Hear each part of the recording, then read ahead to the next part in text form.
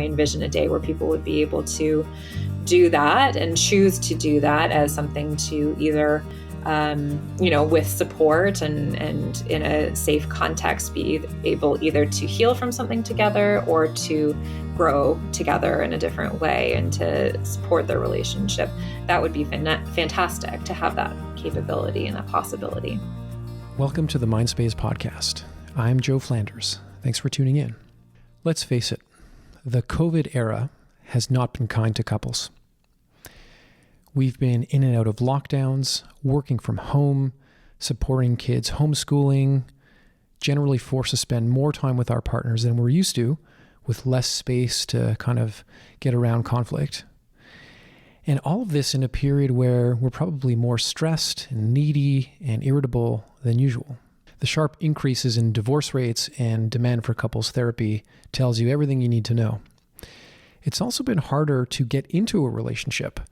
Social distancing makes it more complicated to date, to build physical chemistry, and ultimately to connect with a potential partner.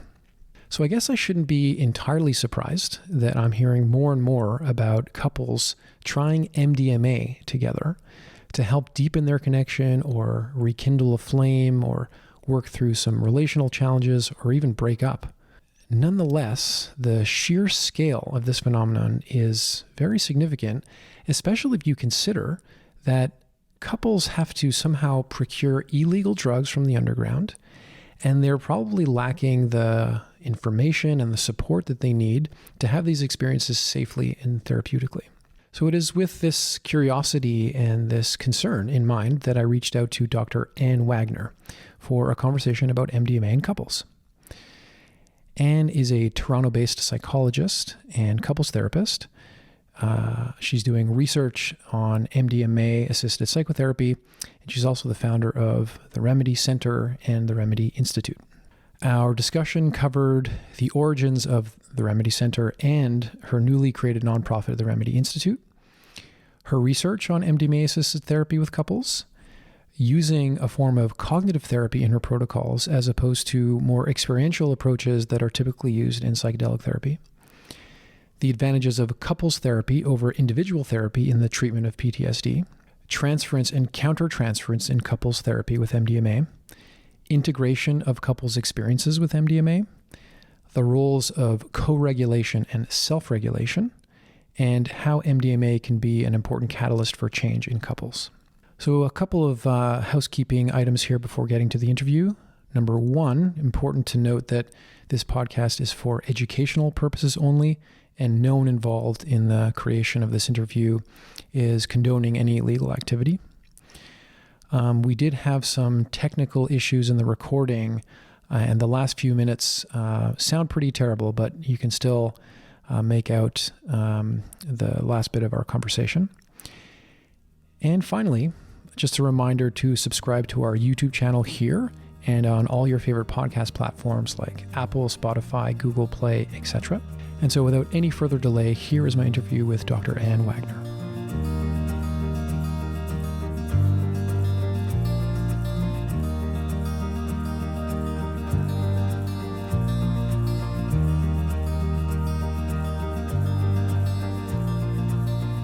Dr. Anne Wagner, welcome to the podcast. Hi, Joe. Good to be here. Great. How's the day? The day is going well. Finally rounding the corner into spring here in Toronto, Yeah. which is delightful. Give us a bit of a feel for what a typical Friday is for you these days.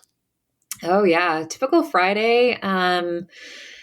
Well, it can vary depending. So we're running a study at the moment. So some Fridays are prepping to do an MDMA session on Saturday. So that's a lot of getting ready and paperwork and sometimes a therapy session with a participant. Other days it's, meetings, it's podcasts, it's, catching up on emails and planning what's coming next. So yeah, thankfully on Fridays, sometimes I get to work from home and some days I'm in the clinic. It really varies. Yeah, we'll get into your setup, but it's pretty clear to me that you will wear multiple hats. You've got a bunch of projects, so probably a lot of juggling there. Yes. Yeah. A lot of different roles. That makes it interesting. Mm-hmm. Yeah. So actually, let's talk about that. For those of us that are not aware of you. Who are you? What do you do? How did you get into this work? Yeah, so I'm a clinical psychologist by training, and my background is in treatment development research. So that's really where I entered this world from, was as someone who was learning to become a trialist, who was really interested in how can we create effective interventions, how can we improve what we have. And I'm really interested in relational healing. So, how do we heal with others and when we're in relationship with other people? And so that's been the background of my foray into here. And it really came by happenstance that I ended up doing psychedelic assisted psychotherapy research. I was doing a postdoc where we were studying couples therapy for PTSD, and we got invited to collaborate with the Multidisciplinary Association for Psychedelic Studies in terms of, seeing if maybe this couples therapy that we were working on in combination with MDMA would be a good fit. And so, I really fell into it in a, sometimes it feels a bit like a cosmic red carpet got rolled out a little bit, because I knew very little ahead of time before starting these conversations, and then realizing that these people I was talking to about a research collaboration were folks who'd been working in this space for 30 plus years at that point. And that was fascinating to me to start to learn about the history of what was going on. And I was coming in with this very specific lens around how do we work on treatments. And so it's been a really fascinating experience from there. And on that journey, I finished that postdoc after a number of years, and we ran our first study with MDMA in the States, and I can get into that in a bit. But I then, when I finished the postdoc, decided that I wanted to really continue this work. And it was not clear to me how smooth that would be, being in a standard institution. And I just love flexibility, and I love creating new things. And so I decided to found Remedy, which is a Center for Mental Health Innovation. And so we operate as a clinic, but we're a social venture, which means that we donate all of our profit over to Remedy Institute, which is our charitable organization that just launched. And so that's been, the fulfillment of the grand plan for Remedy, is to have Remedy Institute working in conjunction, because that finishes the cycle, the circle that we're trying to demonstrate and create. So we run the research now out of Remedy Institute, which is fantastic. So we're able to do it in a charitable frame and have a nice nest and supportive environment for not only the current MDMA trials, but also a lot of other projects that are focused on mental health innovation. Yeah. It's amazing. I think you've articulated it really well, but I'm curious to actually know a little bit more, like this, the center, the clinic, the center, and then the institute. This has all been like very thoughtfully put together, and very forward thinking and innovative in terms of like a corporate structure. Mm-hmm. In case, people are curious to kind of get into that a little bit more, can you just take us through your thinking about the design of that whole thing, which is really quite interesting? Yeah, absolutely. Glad to talk about it. And so it was really interesting. I was actually, I went through an incubator at X University, formerly Ryerson, there's an incubator called the Social Venture Zone. And I had this idea of, okay, I'm curious about starting a research clinic. How do I do that in a way that's going to be feasible, sustainable, and, self-sustaining in a lot of ways? Because I think that's one of the biggest things when we think about doing research on an ongoing basis. Like, how are you going to create funding for that, but also not necessarily be pushed or biased in a certain way if you're trying to, have your horse in the game around a particular outcome. So that was a really interesting exercise. I had come from the not-for-profit sector. Like, I had been the principal director of a not-for-profit called STAND, which is an anti-genocide advocacy organization, actually. Mm-hmm. And so I was at the time like really, really dead set. I'm like, I need this to be a not-for-profit. This is what it's going to be. And then it was through the incubation process where I came up with this idea of this model of the social venture that feeds the charity. And that actually created this idea of the model that would be more sustainable, because then that meant we weren't capped in the clinic in terms of we could have some profit that's generated through the provision of services or workshops or whatnot, but then we would be able to, actually donate that. And so we'd be reliant in some ways on ourselves to be able to fund what was happening in the Institute. And the Institute, too, is also a vehicle to be able to provide low and no cost services, because we're able to fundraise for, and also pay for the services where people can then use that and receive services elsewhere. So they can choose to receive services at Remedy or somewhere else. And so that was also our answer to trying to have a sustainable way of having lower and no cost psychotherapy services, which we know here in Canada is a challenge, even though, healthcare, in the hospital, you can receive them for free, but you have to, that's a very, very small fraction of the population who's able to access hospital services or, provincially funded services. So I think that's the model that I've been trying to experiment with and trying to demonstrate that we can do this in a way where we can have a consistent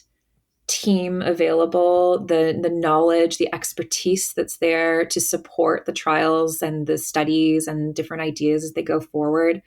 And we're already seeing that, it was a huge amount of work to get the first MDMA study off the ground. It was over 3 years of getting all those pieces in place and the structures in place. And now we've just submitted our second trial to Health Canada, and the process was so much smoother. And that was like, oh, good. The process is working. The system is working. That we knew the first one would be the training wheels, and now we're, okay, we can build on what we learn and know. And it's a much slower process than, for example, some of the fully for profit models that are existing, and that's okay with me. I'm fine with it being kind of slower and unfolding over time. Yeah.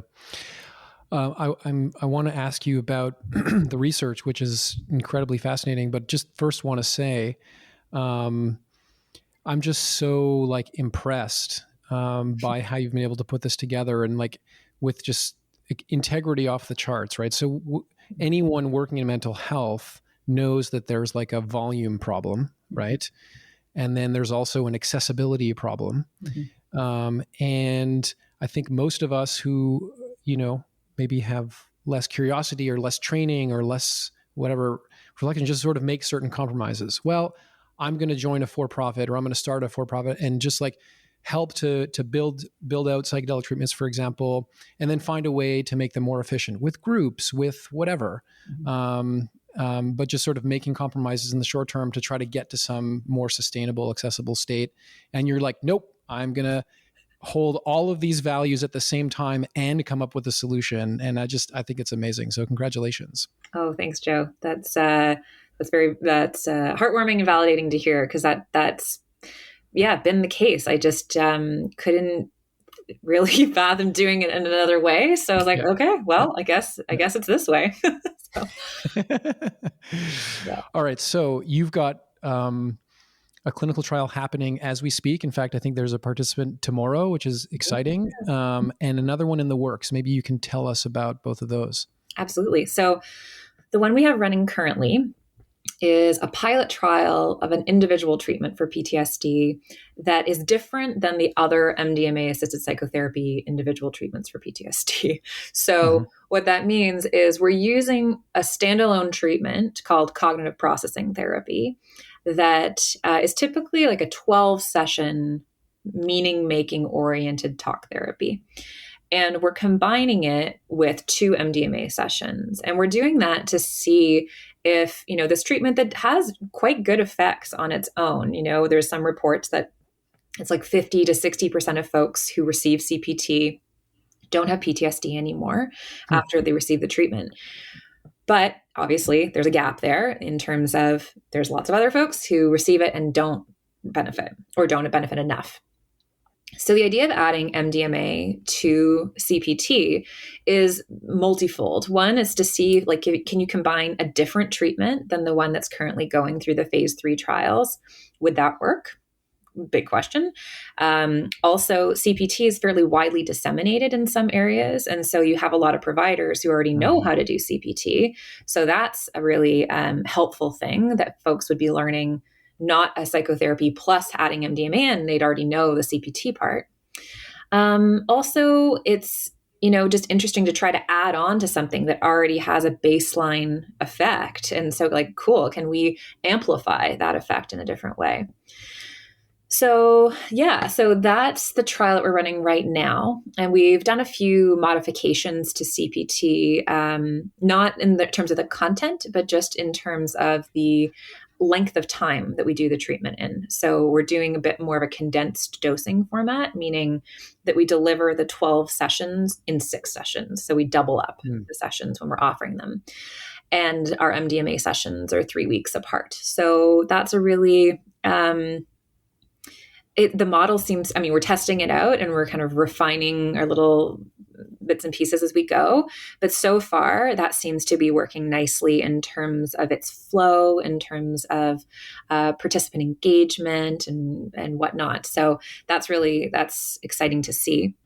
And I also, I always have these ideas of how that structure around the preparation and the integration of the MDMA sessions can be done. And so, going into it, the idea for me is like, right, CPT could offer this, kind of template of the experience that folks have a structure to understand or hold on to, which I think could then help them go even deeper in the MDMA sessions.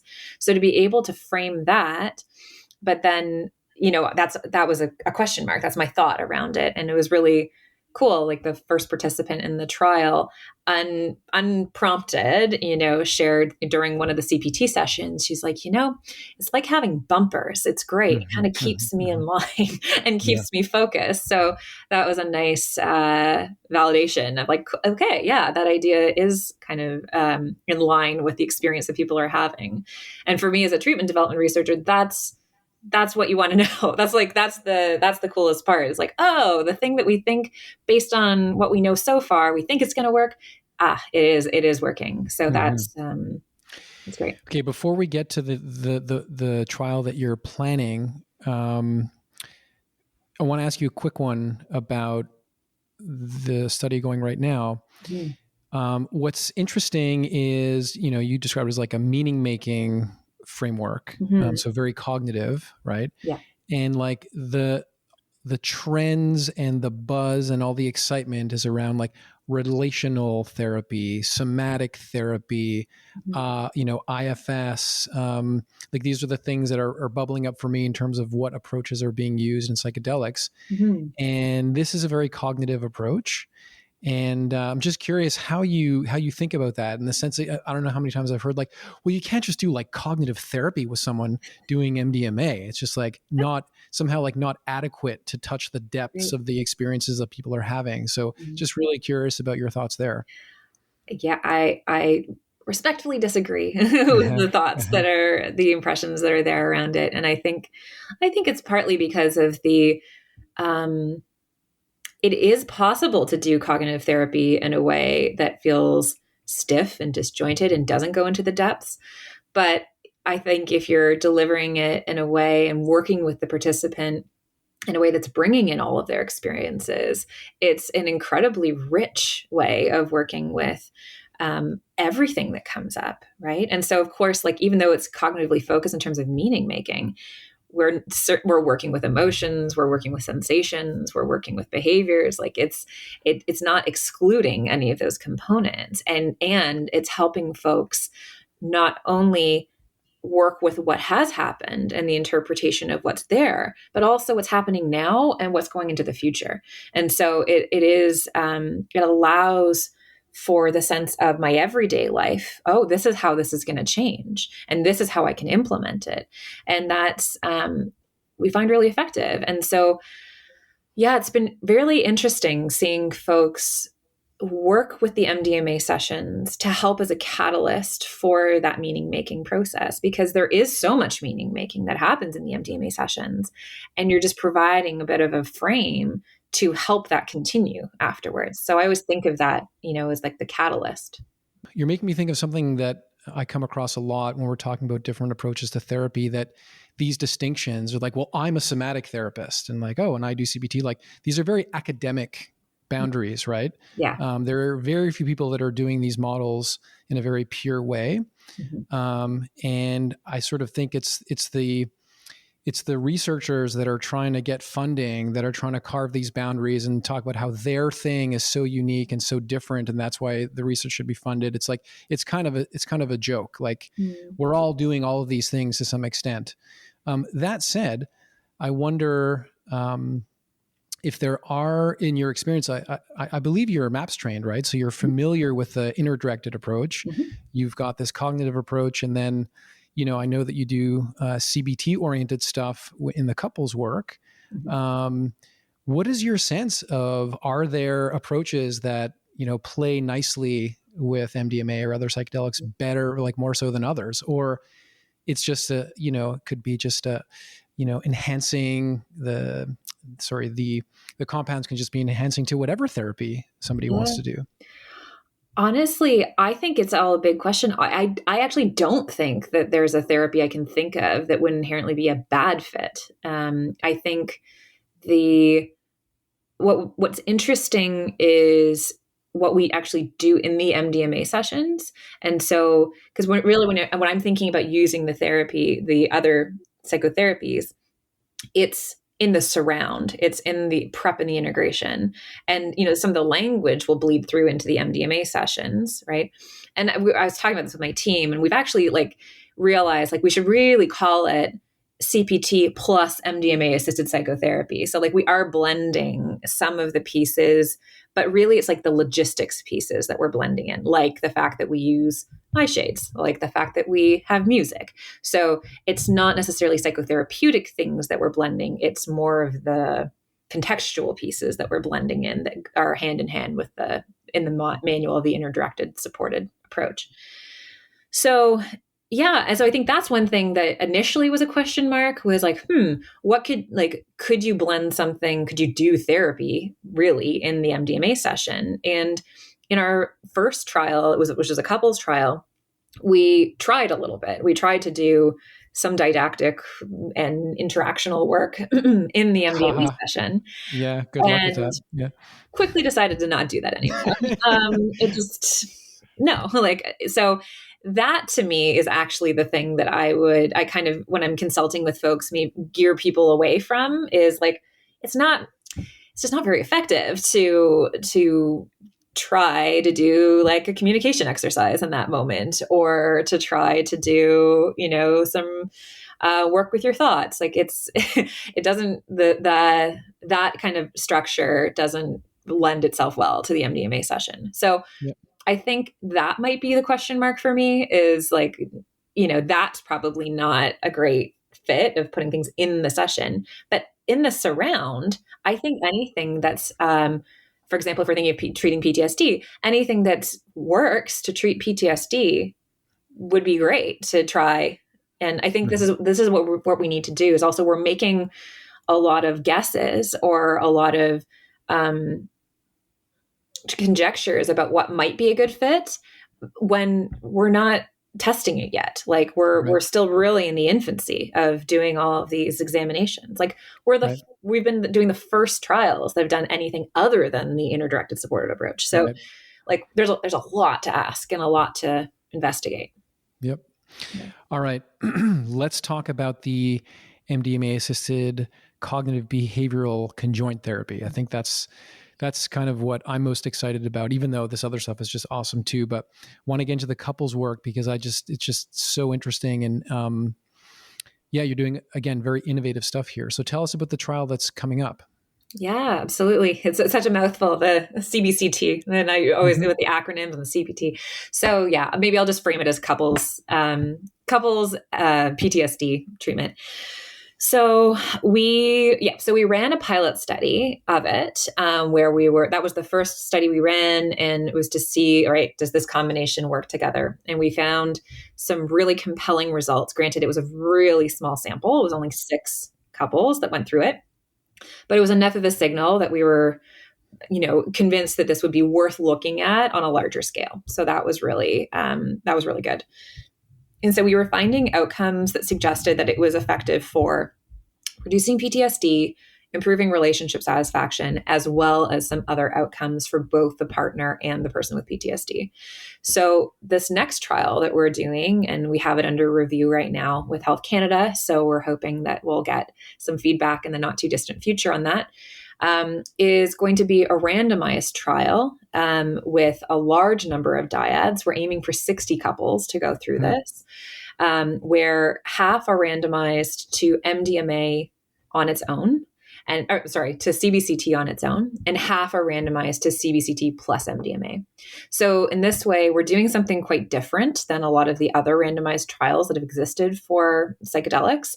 We're specifically trying to put the psychotherapy at the forefront and say, like, okay, this is something that already has an effect size on its own that's quite large. And so can it be amplified by the MDMA? And so that's why our sample size is so big too. So we need to power it for something that already has a strong effect. So we need to show that there could be a difference between those. And I'm also I'm agnostic around that. Like, it could be that there isn't much of a difference. And so that's okay too. That would be, curious. That would be really interesting actually to me, because then people could choose, okay, if they both work and they're both effective, do you want to do it with MDMA? Do you not? Yeah. And then you go into more nuanced questions beyond there. Okay. Well, speaking of nuanced questions, I don't think it's obvious for the average person to understand the rationale for why, if a individual has a mental illness called PTSD, that you would want to, offer a treatment that involves another person. Right. And I want to be careful, not to kind of straw man a more mainstream or perhaps old fashioned view here, where it's mental illness is a chemical imbalance and you need more serotonin. So let's give you a serotonin reuptake inhibitor or something like that. Yeah. So yeah, what's the rationale?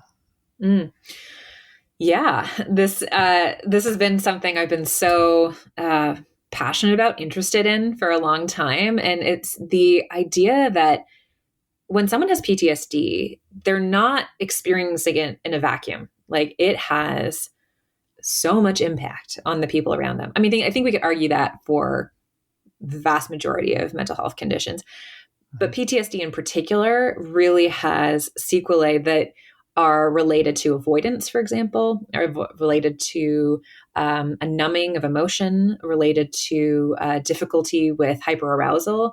And so if you think about that and how that interplays with relationships in that person's life, that has a huge impact on how people can interact and relate.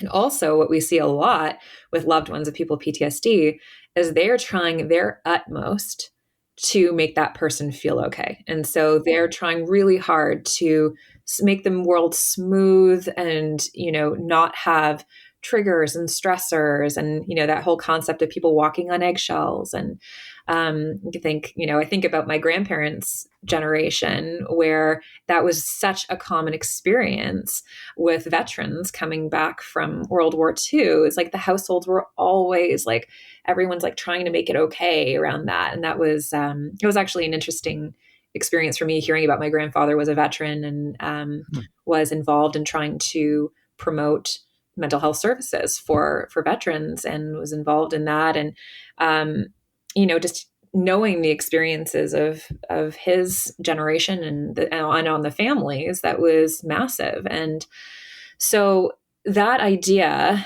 of no matter what the source of the trauma is, like be it from a sexual assault, be it from childhood abuse experiences, from an accident, from a terrorist attack, you name it, like the symptoms of PTSD are so interpersonal in terms of how they interact. And also because often PTSD is caused by something that is interpersonal in nature or somehow affects the person's moral code, right? So I think the idea then of bringing someone along with you in the healing journey not only provides support, it provides the person, the partner or the loved one with their own support and healing, because they often have a really difficult time dealing with that. And it provides the context more, because also when you think of someone when they're healing from something, they might be going through some pretty significant changes. And so to bring a loved one along in that process helps everyone stay on page together and feel like they're on that path at the same time, as opposed to having to like bring someone along to have them catch up with you in terms of where you are. The partners have all been really keen in terms of participating, and because they're there to support the other person and they've been struggling too. So I think the validation for them, because there's a real focus in this intervention on you are both equal participants in this. It's actually your relationship that's our client right now, that they really appreciate that, because there's the emphasis on their experience and their coping. And you get an opportunity to work on the relationship, which is a massive thing and causes so much distress in the world, right? Relational conflict is a massive, massive thing. Yeah. Mm-hmm. You know, I had Sue Johnson on the podcast a little while ago. Mm-hmm. I'm assuming you know who she is, the founder of Emotionally Focused Couples Therapy.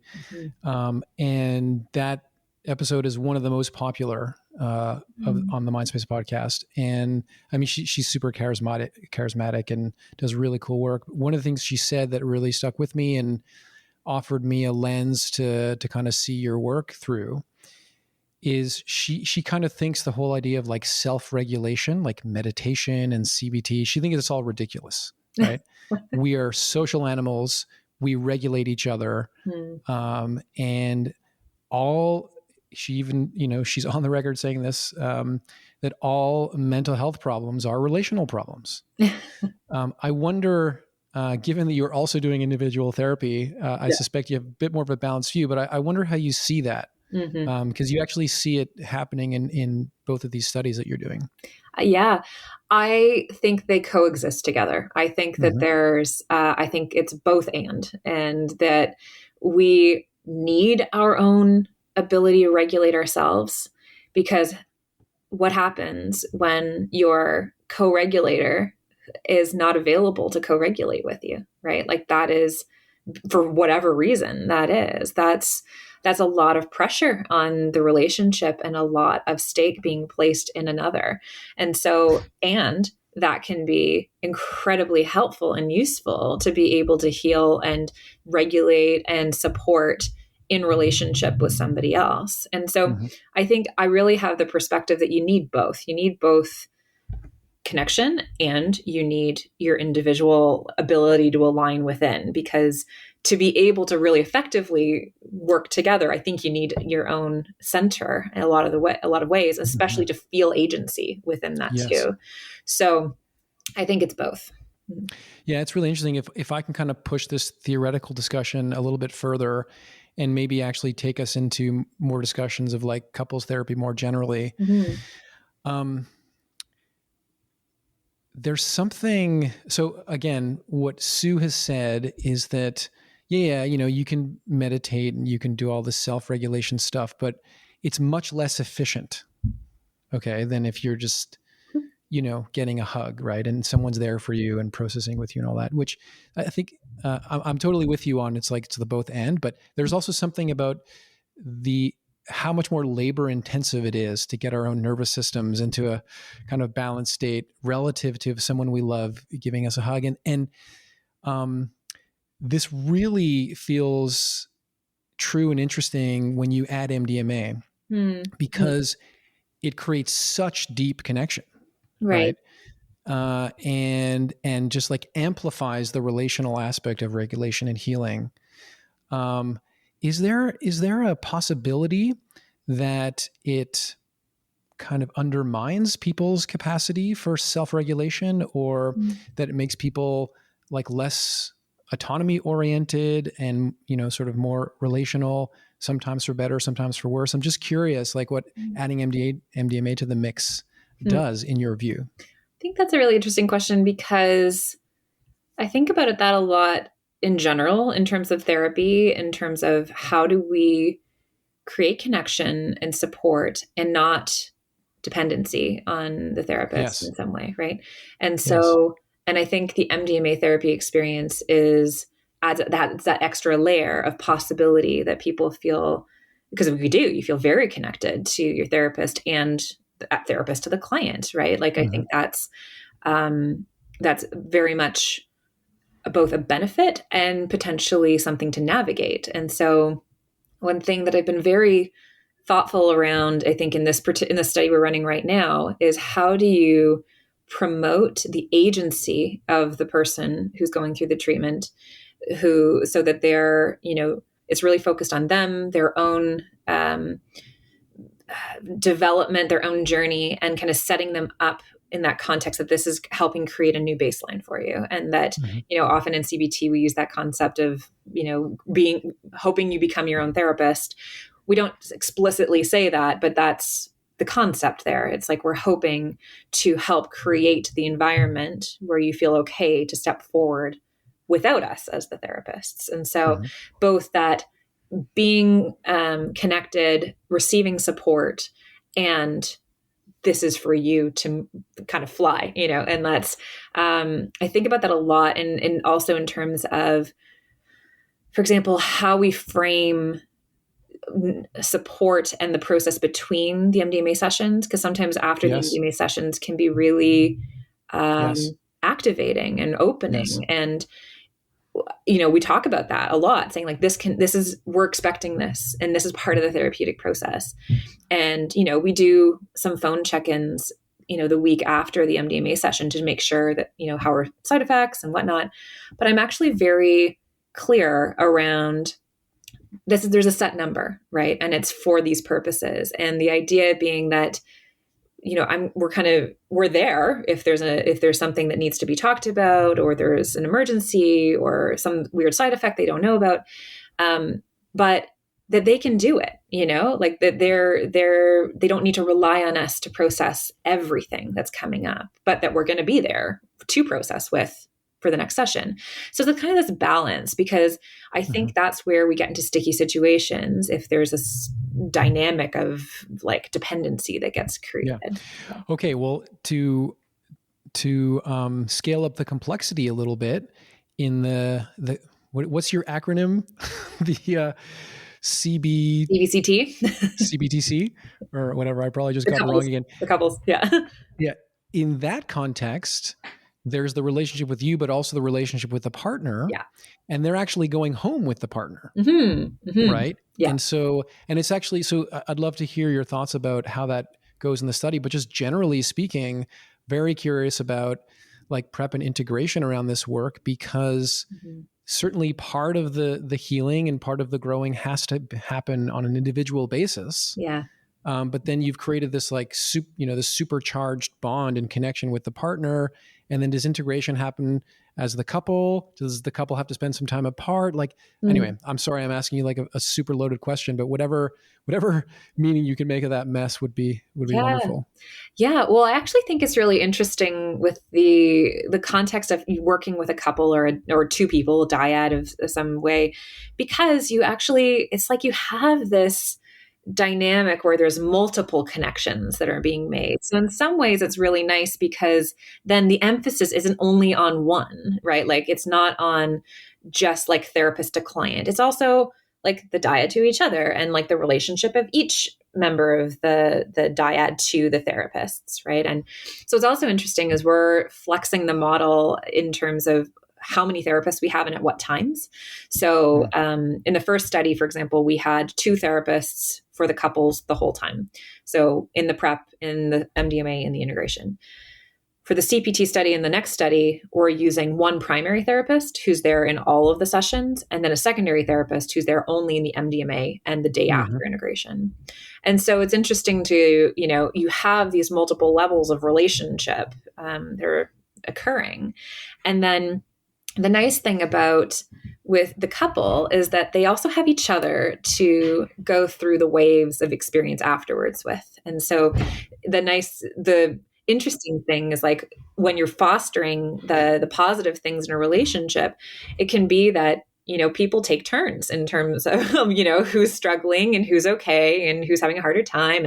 And so that can be something that can be really nice because they can kind of learn to ride the waves of that together. And then as the therapist, you're there to, offer feedback and support. And so I do actually find that with couples, there tends to, in my experience anyway, it might be how I practice, there does tend to be less of a dependency kind of feel. Right. And more, it's like creating healthy connection in the relationship, bolstering that for them so that they can go forward and take that.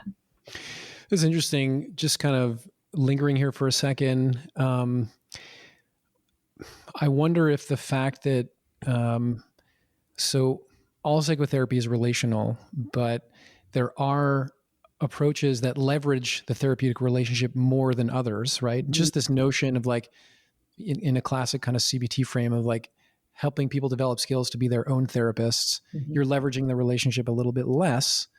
I just wonder if there's something, if there's something a little more protective in like a less relationally oriented therapy. And I guess the question that comes up for me around that is,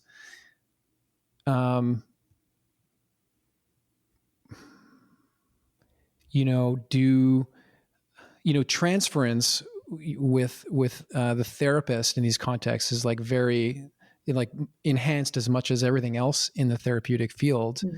And there are stories, and they're actually back in the media now, about MDMA therapists, like, having sexual relationships with study participants and all this kind of stuff. How do you navigate that? I mean, I think you've answered to some extent, but what if in a couple seeing a therapist, if a member of the couple suddenly feels really connected to the therapist in a way that they don't maybe feel that with their partner, or this seems like a really tricky edge in this work. So I take your point that the couple has each other, but I wonder to what extent the therapist can actually be more than a support and actually create a problem in the dynamic. That's interesting. I think what's coming to mind the most for me within that is the approach that we're trying to bring to couples therapy is really centering the relationship. And so the relationship being the focus, the client, really, like, we frame it as, like, that's what we're targeting, is the relationship.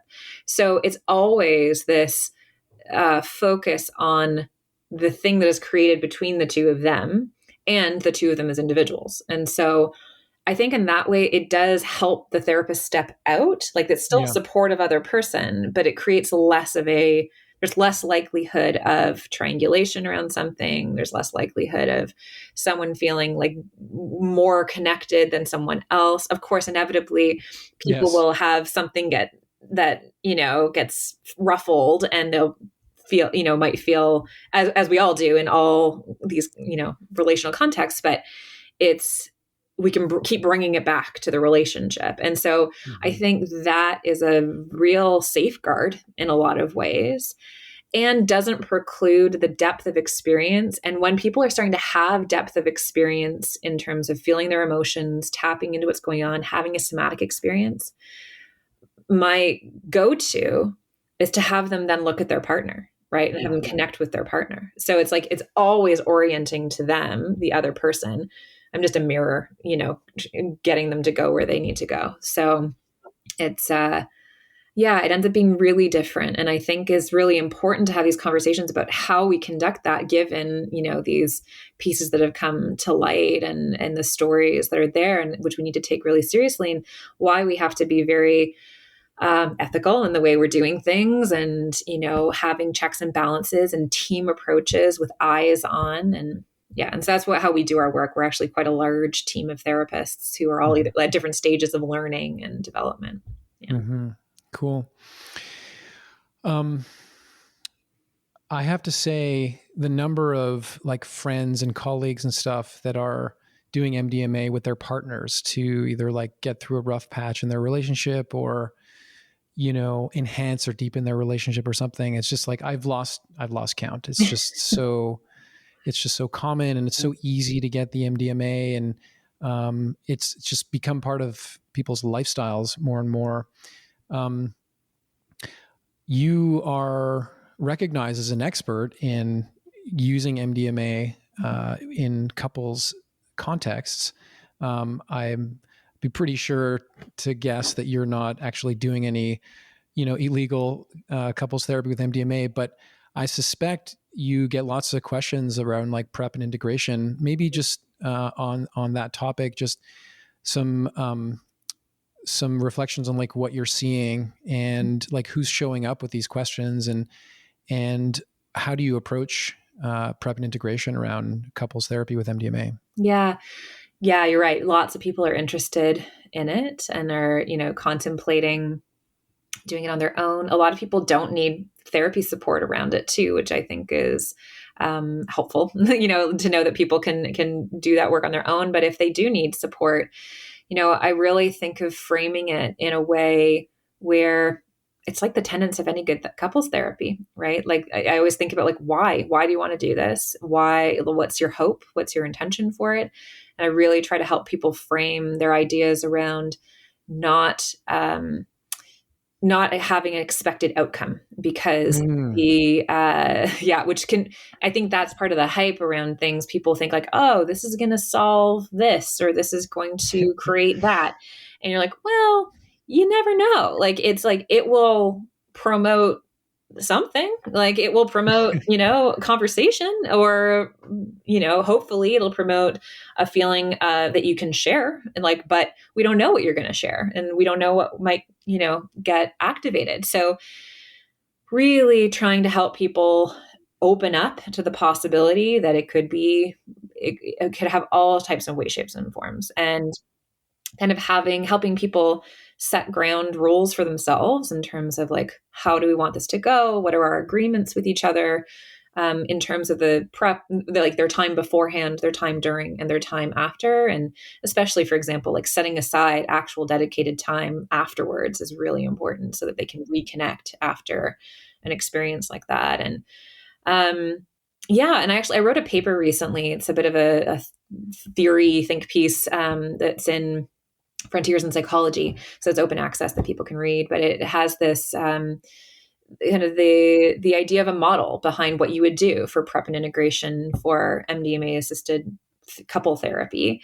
It's all theoretical at this point, because, it's drawing on what we know from the PTSD work. It's drawing from like the rich history of couple therapy with MDMA prior to it becoming illegal, which I think is really important to reference. Like, this is not new.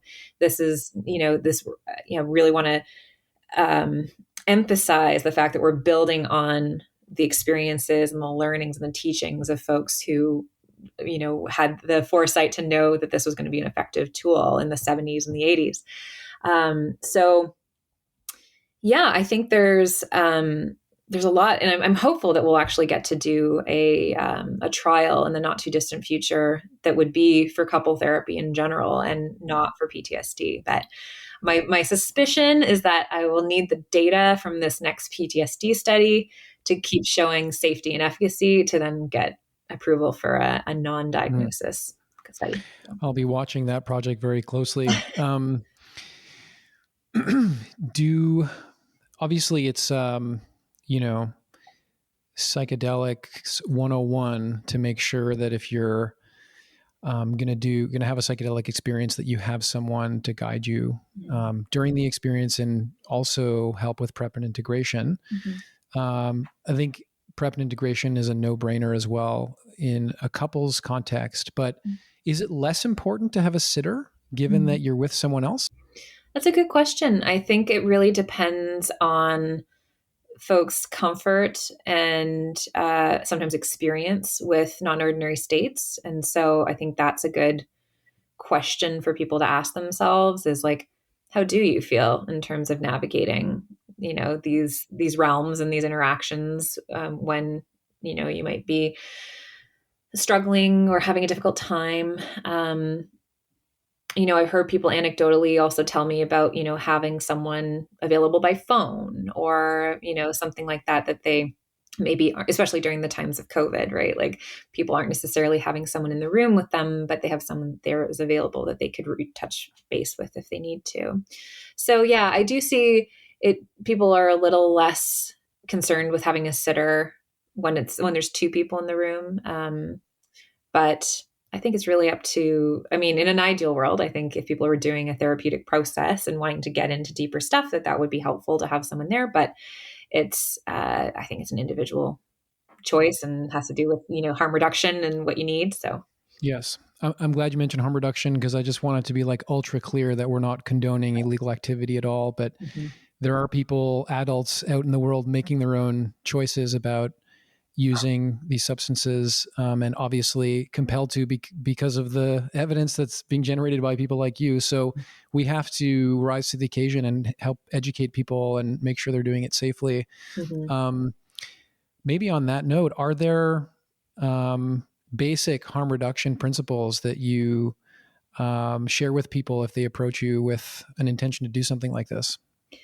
Yeah, I do feel like it's a responsibility as someone who's producing research and having it go out into the world, right? Is that right?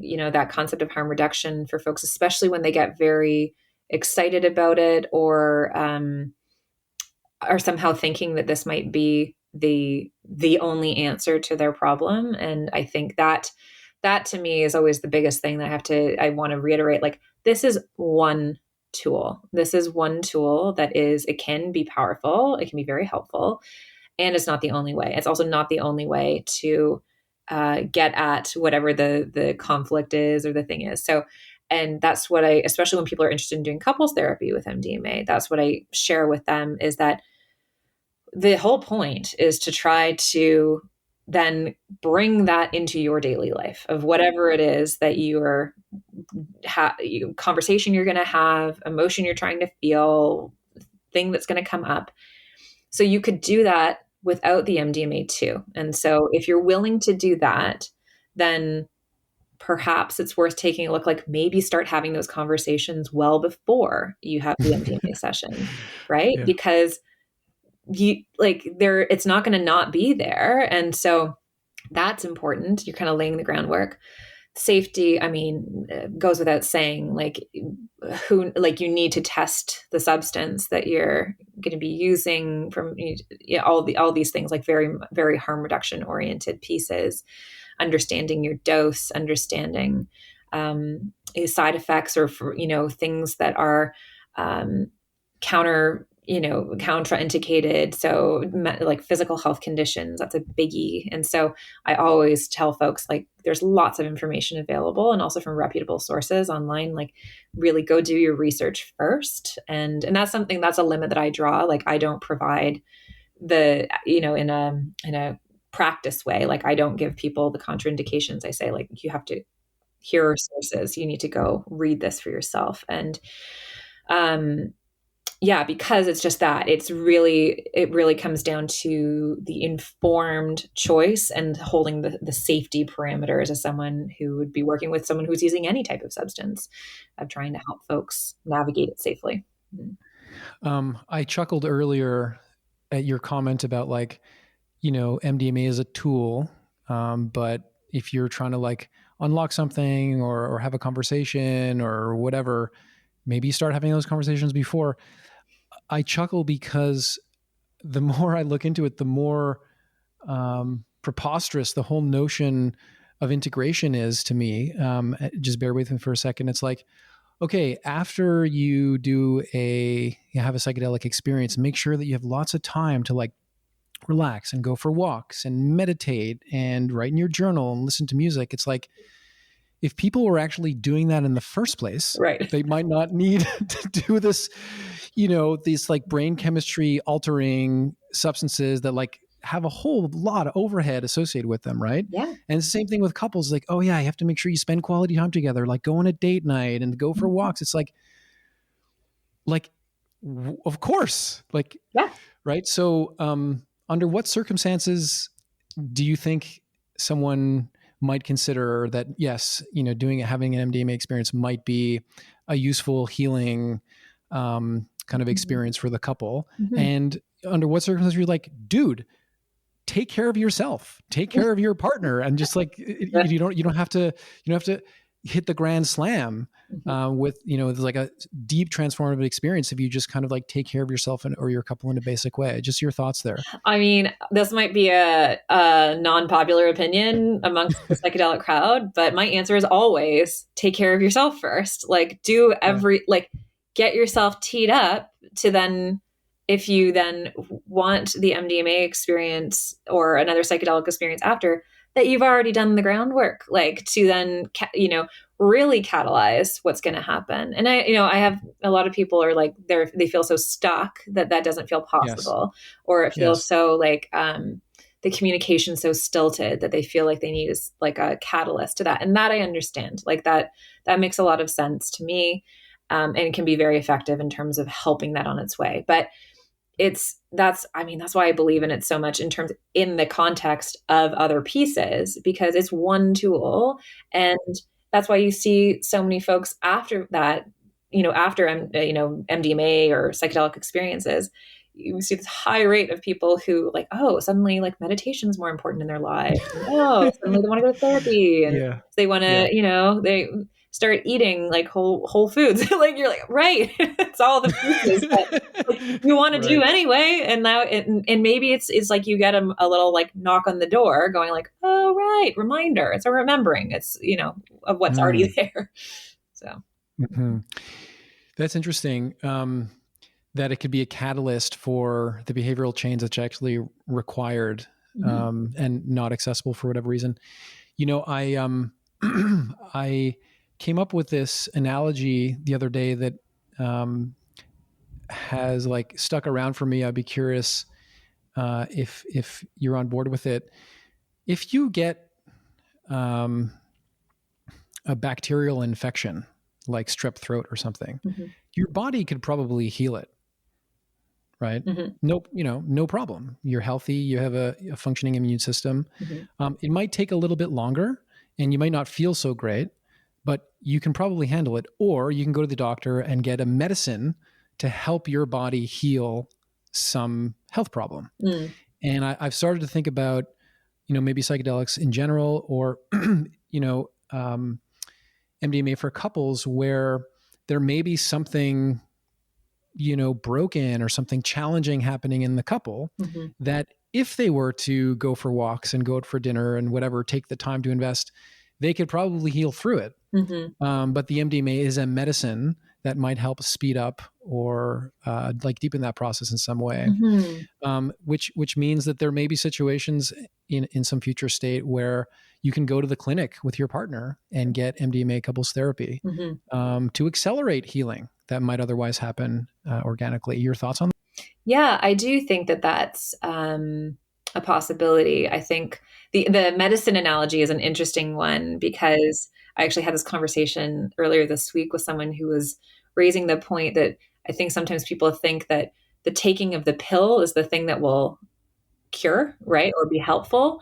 And it's actually like nothing, like as far as we know, there isn't anything inherent yet in the taking of that pill, like with MDMA in particular, that would have the effect. It's the psychological process that happens after that would create that shift. So I do think, though, that concept of that thing, that experience, the MDMA session, as being something that can help speed it up it can help you do a good piece of work, a good chunk of work in a quick period of time. That's true. And so that's where I think it could exactly be really helpful. I envision a day where people would be able to do that and choose to do that as something to either, with support and in a safe context, be able either to heal from something together or to grow together in a different way and to support their relationship. That would be fantastic to have that capability and that possibility. Mm-hmm. Cool.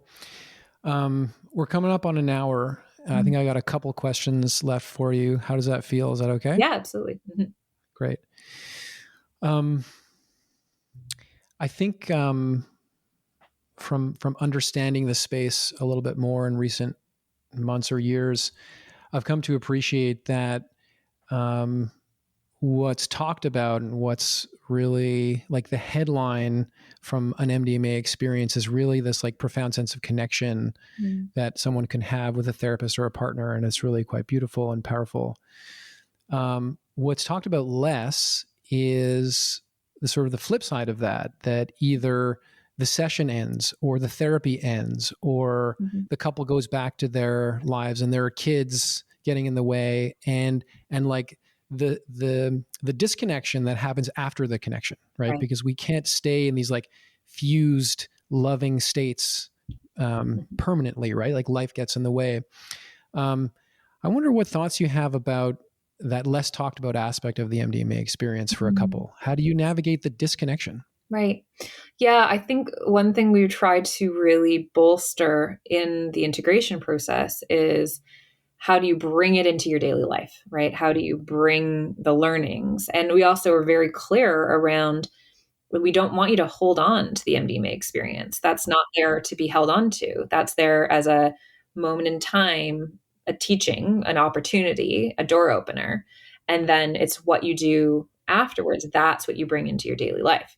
And so that's a massive focus on the integration afterwards. And when we're doing it combined with the CBCT, then they have things that they're doing together, like they're doing activities together and they're doing ways of checking in with each other. So those are already, that's like the skills and the tools that they're developing through the protocol that then they can tangibly take with them if they want to and continue them going forward. So that's what we're really encouraging, is to have it just sprinkled into their daily life as a reminder.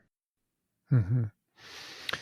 So, Anne, MDMA doesn't solve all couples' problems. It's all about integration, right? All this like sobering reminder that we all need, right? To sort of really be careful with the hype. Thank you for bringing us back to earth there. I think this happens in most podcasts that I do about psychedelics. It's just like, oh yeah, it's actually not the solution to everything. And there's all these other things you need to think about. And and a beautiful potential catalyst. Yeah. Right. Yeah. Like I think, I often sometimes think of myself as like this bridge between these worlds of, the expansive psychedelic world and the kind of trialist evidence-based therapies, whatnot. And so it's really interesting trying to bridge the two and go like, right, yeah, both things are true. Interesting. All right, I got one more for you. You've been doing this work for a while, and probably have seen and spoken to a lot of couples. And the MDMA certainly, brings out interesting, different, deeper kind of dynamics in couples. I'm wondering what you've learned about couples through all of this work. I think the thing that I appreciate the most and I've learned the most is that when people are willing to be present with each other, they can shift a lot.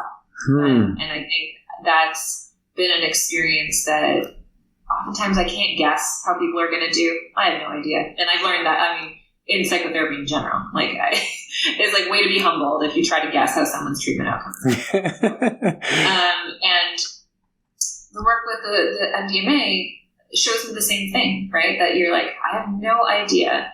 And that also we are witnesses to what we see in the relationship, that we don't live inside of it. So that people are how they feel, how they are, they can share with us, but what brings people together and keeps them together, that's theirs. And so I appreciate that. And I always love, having the privilege of getting to like witness people's relationships, because I think that's so fascinating and compelling, right? Is to get to be with people as they're figuring these pieces out. So I think that's, basically it's like, oh, right, people are a mystery. That's what I keep going back to. That's cool. I'm going to try to throw in a bonus question because you made me think of something, if that's cool. You said, big shifts can happen if people are really willing to be present for this process. And again, most of the hype and conversation is about people coming together, right? Finding each other, connecting. But what about couples that through an MDMA process realize, hey, this is actually not meant to be, or like, can MDMA help with breaking up? I think it can. We haven't seen that yet.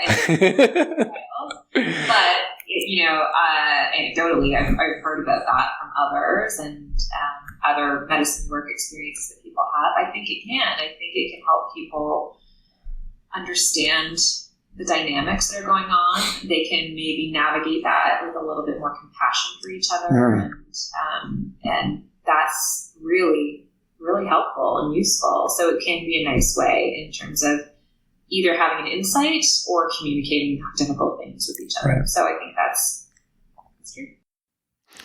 How about that for a harm reduction principle? It's like, be careful be careful about going into an MDMA experience with your partner, because you never know what's going to come up, right? Exactly.